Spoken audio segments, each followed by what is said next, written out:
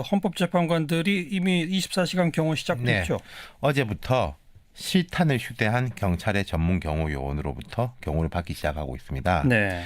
평소에는 헌법재판소장이 좀 의례적 수준의 경호 대상자고 헌법재판관은 그냥 경호 대상이 아닙니다. 예. 우리가 뭐 판사들 다 경호하는 건 아니잖아요. 예. 근데 어제부터는 24시간 밀착 경호입니다. 지금 이렇게 헌재가 경찰 측에 요청한 거잖아요. 맞습니다. 무슨 구체적 위협이 있어서 그렇게 된 건가요? 뭐 인터넷상에서는 이정미 재판관을 뭐 어떻게 하자. 제가 지금 입에 좀 못 담겠는데 아이고. 뭐 그런 게 이제 구체적으로 나오고 있고, 그리고 이제 어제 오후에 재판관들이 이제 퇴근할 때도 이제 뭐 정문 앞에서 탄핵 찬성 반대 측 수십 명이 이제 차량을 향해 가지고 주장을 외쳤고, 며칠 전부터 이제 뒷문으로 출퇴근한 재판관들도 있어요. 예. 그럼 왜 어제부터냐?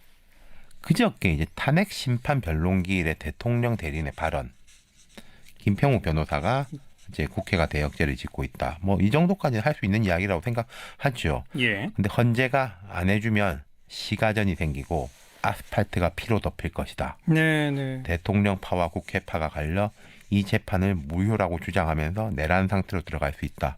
영국의 크로멜 내란 때는 100만 명이 죽었다. 아이고. 이건 뭐 대한변협에서조차도 너무 부적절한 발언이라 뭐 징계해야 될지 모른다 이런 얘기가 나올 정도잖아요, 지금. 이분이요. 그냥 이게 뭐 변호인 역할만 하는 게 아니라 태극기 시위, 이른바 탄핵 반대 시위에서 이제 쩌렁쩌렁하게 정치 연설을 하는 분이에요. 예. 그 진영에서는 영웅처럼 평가받는 분입니다. 그냥 이제 헌법재판관을 비판한 게 아니라 시가전, 내란, 아스팔트가 피로 덮인다 이렇게 말했으니까 허투루 넘길 일이 아니죠. 네. 이걸 또 뭐 어떤 시도로 생각하는 사람들도 있을 수 있다는 거 아니겠습니까? 예, 그렇죠. 지금 이제 인터넷 사이트에서는 뭐 헌재 재판관들을 향한 입에 담기 힘든 물리적 공격 주장이 많고 목숨을 버리고 동참하실 분을 모집합니다. 참. 무술 유단자 우대 이런 식까지 나오고 있고요. 그래서 이제 특검 측도 경호 요청을 했죠. 맞습니다. 이규철 특검보가 오늘 공식 브리핑을 했는데 특검 사무실 주변에서 집회 시위가 벌어지고 있고 자택과 주변 정세를 고려해 전날이 어제죠. 박영수 특검과 특검보 4명에 대한 신변 보호 요청을 했다.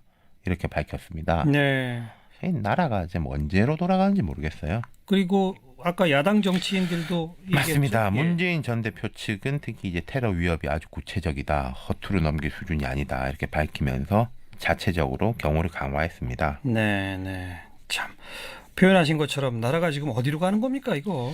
흔히 이제 보통 뭐 탄핵 찬반 진영의 대립이 격화돼서 그렇다, 양쪽 다 열기를 식혀야 된다. 그런데 저는 좀 생각이 달라요. 왜요? 탄핵 찬성 진영의 열기가 뜨거운 건 맞죠. 예. 찬성이든 반대쪽이든 뭐 헌재에 대해서 자기 나름의 의사를 피력하는 거 눈이 찌푸려질지 몰라도 못하라 할 일도 아니라고 생각합니다. 예. 근데 문제는 물리적 폭력입니다. 저는 이제 경찰도 문제가 많다고 생각해요. 어떤 의미에서요? 자, 이른바 이제 태극기 집회 참석자들이 지나가는 사람들한테 욕설을 하고, 욕설까지는 그렇다 치죠. 취재 기자들한테 폭력을 행사하고, 네. 시민들한테도 폭력을 행사한 사례가 부지기수입니다. 음. 근데 그 현장에서 경찰이 그 사람들만 격리만 시켜요. 피해자만 감싸가지고 빼 나온다는 거죠. 그러면서 네. 참으라 하면서 데리고 나갑니다. 처벌을 안 해요? 예, 지금까지? 가해자들에 대해서는 아무 조치가 없었습니다. 어떤 보도를 보니까 특히 그 기자들한테 폭력을 행사한 사람들 뭐 신원 확인을 하고 있다 뭐 이런 얘기 기자들이 이제 뭐 고발을 해가지고 그렇게 된 거죠. 현장에서 조치를 요구했는데 경찰은 격리만 시켰다. 예. 물론 그런 건 이해가 됩니다. 그 사람들 더 흥분시킬까봐 그런 면도 있기야 있겠죠. 하지만 이런 일이 반복되다 보니까 그분들이 볼 땐 이 정도는 뭐 용인 되나 보다. 예. 스스로 그렇게 생각을 한다는 거죠. 그러면서 행동 자체가 점점 더 에스컬레이트 되고 있다는 겁니다. 아무런 제재가 없으니까요. 네. 그리고 뭐 인터넷에서도 막 그런 이야기를 뭐 공공연하게 하더라도 아무 제재가 없죠. 아직까지 그것 때문에 처벌받은 사람이 아무도 예. 없죠. 예. 이제 뭐 내사에 들어간다고 합니다만은, 근데 그분들이야말로 평소에 이제 집회나 시위를 보면서 미국에서는 폴리스 라인 넘어가면 경찰이 바로 총 쏜다, 그래도 아무 말도 못한다, 예. 이런 보통 주장들을 하셨던 분들이잖아요. 그렇죠. 이게 제 생각에는요, 이번 주말부터 이제 벌어지는 집회에서 표현의 자유는 100% 보장하되 물리력을 행사하는 사람들에 대해서는 단호하게 좀 의법 처리를 할 필요가 있을 것 같습니다. 물론이죠. 그게 좀 이런 분위기에 오히려 좀 찬물을 끼얹어서 식히는 게 된다는 거죠. 그냥 두는 게 아니라. 네, 네. 그래야지 이제 탄핵 판결이 나올 때까지 뭐 이제 한 2주 정도 남은 것 같은데 그 동안이라도 이 분위기를 식혀야 된다는 겁니다. 물론입니다. 경찰이 치안력을 활용을 해서요. 예. 그리고 이제 뭐 인터넷 상에서 뭐 폭력 행위를 구체적으로 모의하고 참여자를 모으는 사람들한테 대해서도 마찬가지죠. 이건 신속하게 수사해서 체포하고 처벌해야죠. 그리고 이게 정치권에서도요. 뭐 이런 분들한테 이쪽 이 진영에 이제 참여하는 분들이 여러분들이 애국자다 뭐 이런 식으로 말할 게 아니라 그건 말려야죠. 그렇죠. 그리고 그분들 같은 경우에 정말로 뭐 보수적이다라고 생각하시는 분들이고 법과 질서에 대해서 그렇게 엄중하게 생각했던 분들이지 않습니까? 예, 그래서 예. 그분들이 먼저 이야기를 해야 당연하죠. 하지 않을까 싶어요. 네, 좀 철저히 이성적으로 해야죠. 정말 하루도 쉬지 않고 논란이 계속되고 있는데요. 이번에는 이정미 재판관 후임 이야기가 나오니까 만약에 후임 인선이 있다면 탄핵 심판에서 이건 큰 상황 변화니까 변론 종결해서는 안 된다. 대통령 대리인단 쪽이 이렇게 주장을 했는데요. 어떻게 받아들이십니까? 일단 그런 내용이 중앙일보에 이제 오늘자 일면 톱 기사로 나왔죠. 네네. 그 얘기를 하신 분 대법원 관계자라고 돼 있는데요. 네. 매우 적절하지 않을 뿐더러 마치 그 우리 옛말에 오얏나무 밑에서 그 갓근 고쳐 쓰지 말라는 말이 있는데 네네. 대법원에서 그런 얘기가 나오자마자 아닌 뭐 기다렸다는 듯이 자유한국당이죠. 네. 예, 인사들이 또 대통령 측 대리인들이 그 13일 이전 지금 탄핵 결정 선고가 있을 예정인데 그 연기하라고 지금 돼 있거든요. 네. 이렇게 얘기했거든요. 마치 이렇게 되면 우리나라 최고법원인 대법원이 자락을 깔아주는 듯한 그런 오해를 받기 때문에 매우 부적절했다. 잠깐만요, 의원님. 그러면 대법원 관계자의 이런 후임 지명 계획 발언 자체가 부적절하다 이렇게 보시는 거군요. 맞습니다. 지금까지 공식적인 어떤 언급도 없었습니다. 그 예. 이유는 제가 알기로는 이것이 굉장히 대통령 탄핵 문제가 굉장히 중요한 문제가 됐고 네. 당초 자유한국당이 대통령 탄핵에 대해서 국민들께 무릎 꿇고 사죄하는 분위기에서 네. 탄핵 사유가 없다 이런 쪽으로 지금 입장을 바꾸는 바람에 이게 이제 정쟁처럼 지금 가고 있는 거거든요. 예. 그런 상황에서 그런 말이 나오게 되면 멍석을 펴주는 거랑 비슷하죠. 그러면 잠깐만요. 그러면 대법원 관계자 이런 그 발언이 어떤 의도를 갖고 일부러 한 발언이다 이렇게 보시는 겁니까? 오해받을 기 딱 십상이다 이런 말씀을 드리는 겁니다. 의도를 네. 갖고는 하지는 않았을 겁니다. 네. 뭐 대법원장한테는 지명권이 있긴 있죠. 네네. 그러나 지금 13일 불과 며칠 안 남겨놨지 않습니까? 예예. 27일이 지금 변론 종결일인데 뭐 보름 상관이거든요. 네. 그럼 오늘 또 추가 해명을 대법원의 추가 브리핑을 보면 변론 종결일 이후에는 하겠다라는 그런 취지인 것 같은데 네. 불과 뭐 보름 상관인데 이정미 재판관의 퇴임 이후에 3월 13일 이후에 해도 되는 거거든요. 네. 지금 모두 헌재는 3월 13일 전 대통령 탄핵 결정문 작성 문제로 모든 인력이 다 여기 동원돼 있고 다른 헌법재판이 있지 않습니다. 예예. 큰 차이가 없는데 다른 헌법 재판이 일체 없습니까 지금? 지금 전혀 진행되고 있지 않습니다. 네. 근데 아무튼 대법원 이야기는 최종 변론일이 27일이니까 이 날을 지나서 그 지명을 할 수 있는 것 아니냐 이런 그 어찌 보면 원론적인 이야기 아닌가라는 그 주장도 있을 수 지명을 있거든요. 할 수는 있는데 왜 지금까지는 잠자코 계시다가 통상적으로 지명을 하게 되면 대법원장이 국회에 인사청문 요청을 하고 그렇죠. 여러 절차를 밟는데 한 달 걸립니다. 네. 최종 임명까지요. 근데 일단 황교안 대행이 이런 임명 권한이 있느냐는 것조차도 상당히 의문인데 네. 이게 간단하지 않은 문제인데 왜 지금까지는 잠자코 있다가 딱 변론 종결이 27일로 딱 못을 박은 이후에 왜 이게 느닷없이 나옵니까? 제가 그래요? 친정 법원이지만 이건 예. 비판마다 마땅합니다. 아무튼 그 참고로 지금 이정미 재판관 같은 경우는 대법원장 추천 몫이니까 그 후임 같은 경우도 대법원장에서 이제 추천 권한이 있는 거죠. 있죠. 네. 네네, 알겠습니다. 아무튼 그 대통령 대리인단 쪽에서는 바로 이 발언을 가지고 종결을 하면 안 된다, 변론 종결을 하면 안 된다 이렇게 주장을 했는데 그건 어떻게 받아들이세요? 아니 뭐 그분들이야 거의 지금 뭐 이성을 잃은 상태 아니겠습니까? 예, 뭐 대법관을 지내신 분, 헌법재판관을 지내신 분, 대한변협회장을 지내신 분들인데요. 네. 법리에 법리로 답을 하는 게 아니라 제가 보기에는 국회 측의 법리에 대해서 무리로 지금 대응을 하는 거거든요. 무리한 수로. 예. 그러니까 판을 깨자는 건데 뭐 대통령 측은 뭐 그렇게 얘기할 수 있습니다. 그러나 헌법재판소가 바로 빛의 속도로 예. 택도 없는 얘기 하지 마시라. 27일 날 변론 종결 변경 없다. 이렇게 밝혔습니다. 야, 그러니까 뭐 그럼 이거는 그 논란거리도 안 된다 이렇게 보시는 거네요. 그렇습니다. 누가 봐도 이거는 꼼수 중에 꼼수죠. 그래요.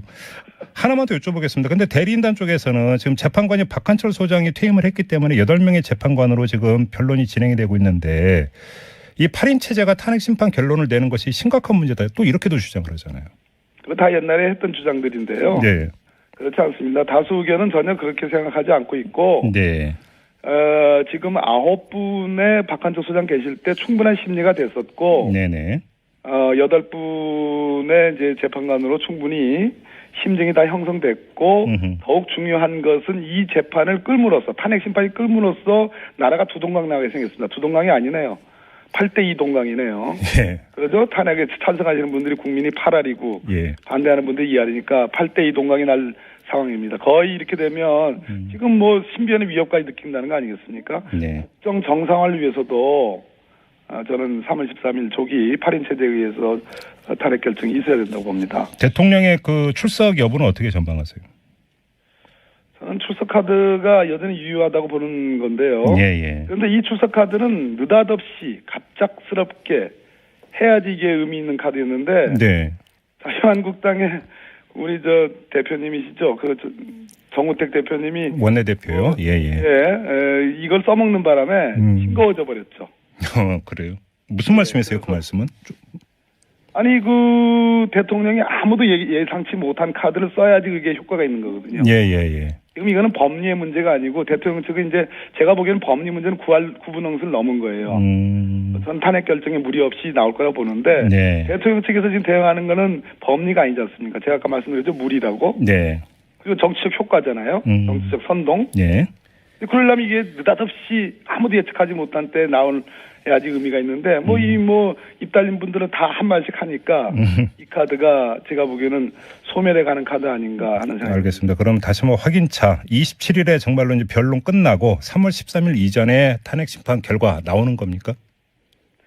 나옵니다. 나오지 않게 되면 어마어마한 일들이 벌어지기 때문에 그걸 누구보다도 헌법재판관님들 8분이 잘 알고 계십니다. 그리고 그 결과는 탄핵 기각이 아니라 탄핵 인용일 것이다 이렇게 지금 그렇게 저는 보시는 거고요. 네. 알겠습니다. 좀 다른 문제 몇 가지만 좀 여쭤보겠습니다. 특검 쪽으로 가겠는데요. 특검 쪽에서는 만약에 수사기간 연장이 되지 않으면 그 수사는 종결할 수밖에 없고 이 경우 대통령을 기소중지 처분할 수 있다 이렇게 밝혔는데 이에 대해서 청와대는 기소중지 대상이 아니다 이렇게 지금 반박을 했어요. 이거 어떻게 봐야 되는 겁니까? 결국 대통령의 불소추 특권의 해석 문제인데요. 네네. 대통령은 재직 중에 내란 외환해제를 제외하고는 기소할 수가 없습니다. 다만 기소할 수 없다는 거지 수사의 대상이 되는가에 관해서 이미 서울중앙지검은 수사 대상이 된다는 걸 전제로 대통령과 소환 일정을 협의한 적이 있고요. 그 당시 대통령도 나가겠다, 협조하겠다고 얘기했습니다. 특검에 대해서 여러 차례 걸쳐서 협조하겠다고 얘기했습니다. 즉 수사 대상이 되는 걸 인정한 겁니다. 그렇다면은 피의자로서의 지위가 당연히 확보되는 거고요. 특검은 당신은 지금 박근혜 대통령 피의자다라는 선언을 한 겁니다. 다만 수사기간이 지금 내일 모레 끝나고 또 대통령에 대한 대면 조사가 불가능하고 또 불소추 특권이 있기 때문에 기소 중지를 할 뿐이다 이런 얘기죠.